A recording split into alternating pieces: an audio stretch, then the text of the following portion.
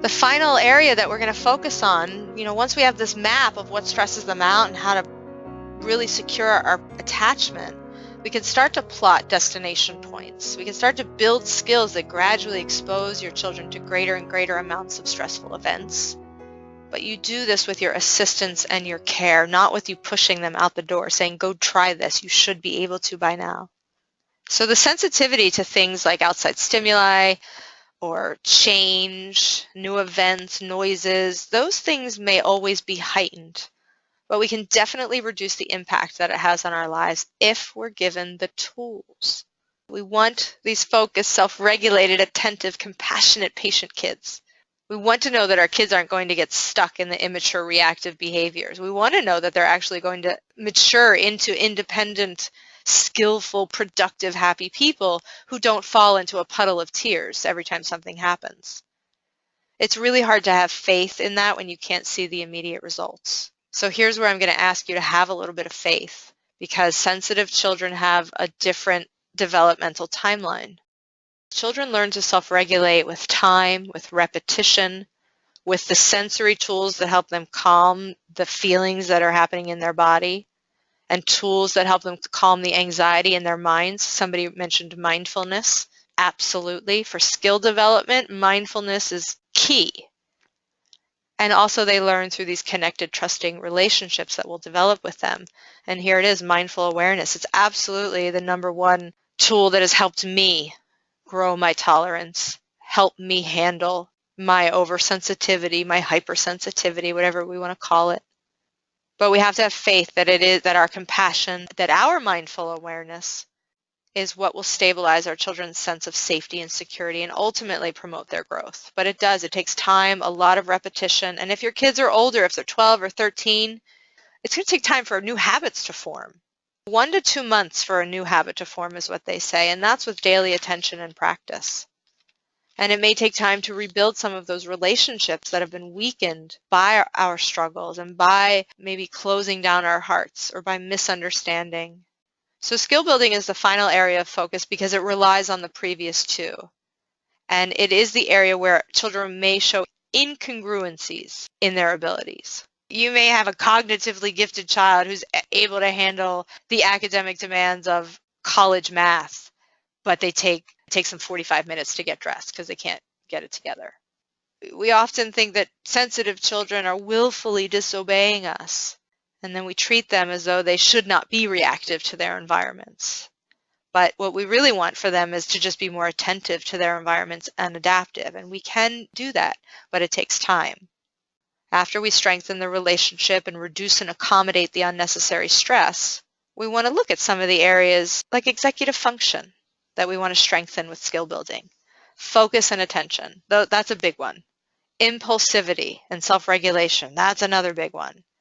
And then mood and motivation, another big area. It can be really difficult to get the attention of children when so many other factors are absorbing it, or so many other things are stealing their attention because they're trying to manage all of the stimuli that's coming at them, all the information.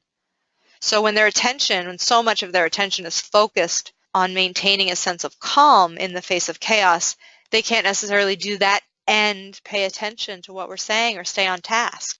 So what's going to help? Definitely mindfulness. Mindfulness has been shown to improve everything from attention, hyperactivity, impulsivity, emotional regulation, anxiety, depression, our social skills, working memory, which is your child's ability to hold information in their minds, more than one thing in their mind as they're doing it. Working memory is the information that we're working with at that time. So remembering steps, the steps to something, that has to be held in our working memory when we're doing it so we can instantly recall it. It's right there. Kids don't always have that. So we may have just told them the steps, but they may not have, their brains may not be strong enough to remember it. We think, oh, they're not paying attention. We have to look at this as an executive function skill. So to practice, this is my final takeaway tip for you guys, to strengthen focus and attention. There are a couple of games that we can play with our children. There's lots of things that we can do. Like I said, I can only give you one tip for each area, or else this would be like a 3-hour class. But We can do simple things. Games are great to practice the skills of attention, staying focused on a task. Play games with kids. This is going to gradually increase their ability to hold their focus. Now, if you have an older kid, talk to them about what executive function is, about what it's like to try to stay organized and plan things, about what that feels like, and about how there are games and things we can do to work on that, to practice our attention, so that they know what they're doing and they're not just like, oh, Mom, you're making me write down things, or Dad, why are you making me do this? Talk about what this is about. So it's about putting our focus and attention on a specific task and then practicing that. And this is something that we do together. This is a fun game. This helps us become not only more aware of how long we can stay on task and how often we're distracted, but it engages us with each other. Remember, learning is social and emotional. So make it fun. This is not something, oh, I'm going to test you. This is, we're practicing. When we stay focused on something, it helps strengthen that area of our brain. So these are games that you're playing to strengthen that area of the brain. So let children know this is not a test, but we're practicing strengthening this ability to stay focused and attentive to things. And then you can see if they can stay on task for longer and longer periods. And if they can't focus for very long and they start fidgeting, reassure them, let them know it's normal for their minds to wander, helping your kids avoid self-judgment.